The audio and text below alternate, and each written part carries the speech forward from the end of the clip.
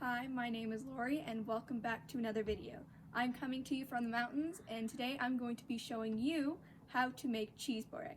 So cheese boreg is usually a savory appetizer or side dish that is made all throughout the Caucasus and the Balkans, and there's many different versions, but this is my grandma's recipe and you only need 5 ingredients. You don't even need salt and pepper to make this. So I'm going to teach you how to make cheese boreg. Let's get started. Ingredients for this are puff pastry. This one is cut into squares. Sometimes they'll sell them at the store and they're in bigger sheets and you can cut them yourself. If you don't have puff pastry, you can also use phyllo dough, but I prefer using puff pastry because it is a lot easier to work with. You will also need some mozzarella cheese, shredded if possible. Some feta cheese. I'm using Bulgarian feta because it is easier to crumble, but you can use whatever feta you have. 3 eggs. We'll need 2 eggs for the cheese mixture and 1 egg for the egg wash. Keep that in mind. You will also need a few sprigs of Italian parsley, or you can use curly parsley, but this is what I have access to right now. For the tools, you will need a cutting board, a sharp knife for your parsley, a bowl for the cheese mixture, a bowl for the egg wash, spoons and forks to whisk, and a measuring cup to measure the cheese, a cookie sheet so you can bake the boreg, some parchment paper, and if you have a pastry brush, that would be recommended to use, but if you don't have one, you can use a spoon like I'm using. And if you want to save some boreg for later, or if you want to save it for another time, you can always freeze it. So I'd recommend putting it in a container with a lid so you can freeze it and bake it later. Now let's get started. As you can see, I already have some feta in this measuring cup, and we're just going to crumble it until it reaches 3/4 cup. And once it reaches 3/4 cup of crumbled feta, we're going to add it into the bowl. That is 3/4 cups. We're going to add this to the bowl. Now that we've added our feta to the bowl, it's time to add 1/4 cup of shredded mozzarella. Go. That's 1/4 cup. Yeah, so we're going to add this to the bowl. Now it is time to chop our parsley. We only want to chop the leaves and make sure it's very finely chopped. So we're going to use this very, very sharp knife to cut this pre-washed parsley really fine. Make sure to curl your fingers. Make sure every leaf is chopped before adding it. We're going to put this off to the side and add it to our cheese mixture.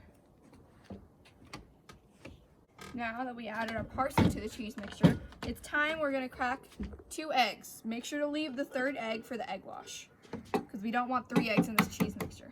We're going to crack an egg. 1. Crack another egg. It's 2. And we're just going to mix it all together until it's well combined. I think that's pretty well mixed.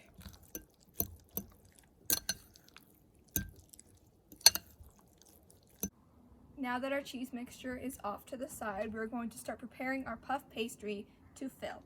We're going to take 1 puff pastry square. This is 5 by 5, so unless you want really, really giant boregs, you're going to want to cut in half. So you're going to cut it in half diagonally, because everything tastes better diagonally. That's why we cut our sandwiches like that, right? So now that we've cut it in half, we are going to do that to the rest of our puff pastries. While you're cutting the puff pastry, it's also a good time to preheat your oven to 350 degrees and put parchment paper on your cookie sheet so we have room to put the boreg on. We've cut all our puff pastry, and now it's time to start assembling. So we're going to take about a teaspoon of the cheese mixture and put it right in the center of a triangle. Then taking one part of the triangle, we're going to fold it over so it creates another triangle, and using your fingers, you're just going to seal it. And then if you want to add a little bit of decoration, you can use a fork and press like this to add a little bit of decor. Now we're going to do that to the rest of our boregs. So we finished our Boreg filling. And as you can see here, I've kept a few of the Boregs to freeze so I can make it for another time. You see I've put a piece of parchment paper in between, and then I'm going to put this lid on top and put this in the freezer to freeze. And now it's time to make our egg wash to put on our Boreg. Just by taking one egg, you're going to crack it, you're going to whisk it, and then we're going to use a spoon or a pastry brush if you have it, but I don't have one. So I'm just going to be using a spoon to just put it over the Boregs like that. And then you can spread it out. And then once you do one, you'll move on to another. And as you can see, I did overfill a few of the Boregs. You can see some of the cheese spilling out. This is the real thing. This is what it's looked like. I'm trying to show you what's going to happen in reality. So now we are at the oven and we have set it to 350 degrees. We're going to put in our Boregs to bake for 30 minutes or until it's golden brown. But before we do, make sure to use a fork to poke holes in the top to make sure the vapor rises out of the Boregs. Okay, now that we've poked our holes, we're going to open up the oven. Wow, it's very hot. Okay. And we're going to put in here and bake for 30 minutes till it's golden brown. Okay. Now it's time to take our Boregs out of the oven. Finally! Yes, okay. Don't forget to wear your oven mitts. So we're going to take out the tray. And we're going to put it over here to cool.